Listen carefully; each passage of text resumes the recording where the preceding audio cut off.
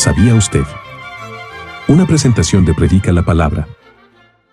¿Sabía usted que cuando Jesús dijo en Mateo 6, 14 y 15, porque si perdonáis a los hombres sus ofensas, os perdonará también a vosotros vuestro Padre Celestial, mas si no perdonáis a los hombres sus ofensas, tampoco vuestro Padre os perdonará vuestras ofensas?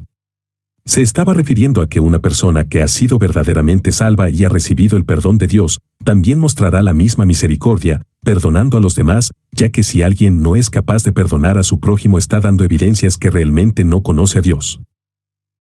Jesús enseñó a sus discípulos a orar, y en Mateo 6:12 les dice que deben orar a Dios pidiendo que perdone nuestras deudas, así como nosotros perdonamos a nuestros deudores. Como vemos, ellos están orando a su Padre y piden que perdone sus ofensas, así como ellos perdonan a las personas que los ofenden.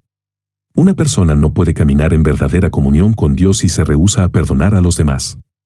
La idea aquí no es que perdonemos deudas monetarias para que Dios nos perdone nuestras deudas monetarias. Sabemos que todo lo que recibimos de Dios es por gracia, favor inmerecido, y que no podríamos pagarle jamás.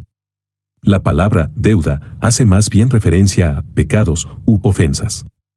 Esto es claro al leer el pasaje paralelo en Lucas 11:4 que nos dice, y perdónanos nuestros pecados, porque también nosotros perdonamos a todos los que nos deben.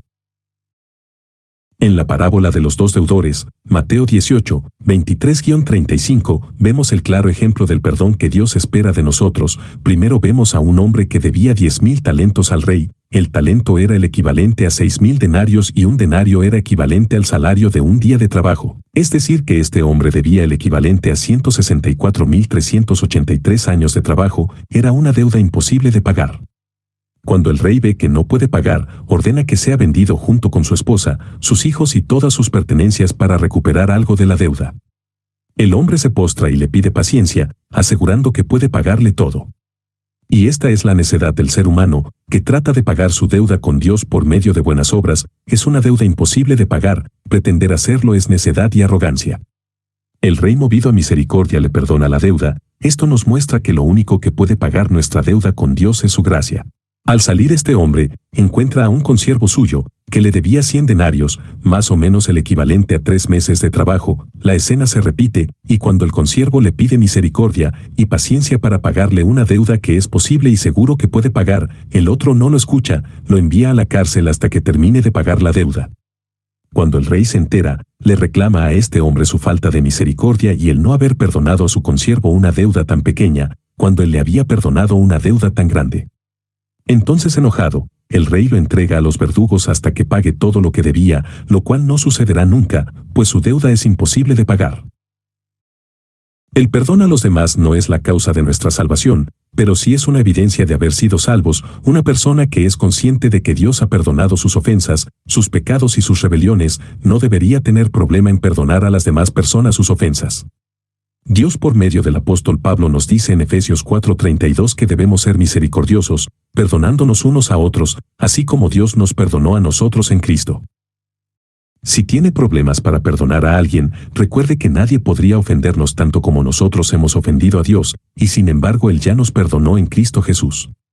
Ore a Dios y pida que le conceda la gracia suficiente para poder perdonar. Jesús nos manda amar a nuestros enemigos, bendecir a los que nos maldicen, hacer el bien a quienes nos aborrecen y orar por quienes nos ultrajan y persiguen. Dios, por medio de Pablo, nos dice en Romanos 12, 19-21, que no debemos vengarnos y que dejemos lugar a la venganza de Dios. Hay personas que utilizan este verso como un deseo de que Dios se vengue por nosotros, trayendo mal a quienes nos ofenden, pero no es esto lo que significa este pasaje. No significa desearles el mal y odiarlos o guardar rencor, pues vemos que inmediatamente añade, si tu enemigo tiene hambre dale de comer, y si tiene sed dale de beber. Vemos entonces que Dios nos manda vencer con el bien el mal. Para un creyente, perdonar a quienes lo ofenden es más un beneficio propio, para poder estar en paz con Dios y con los hombres, para mostrar que realmente somos hijos de Dios y que obedecemos su palabra. Bendiciones. Esta fue una presentación de Predica la Palabra, publicada originalmente el 30 de junio de 2016.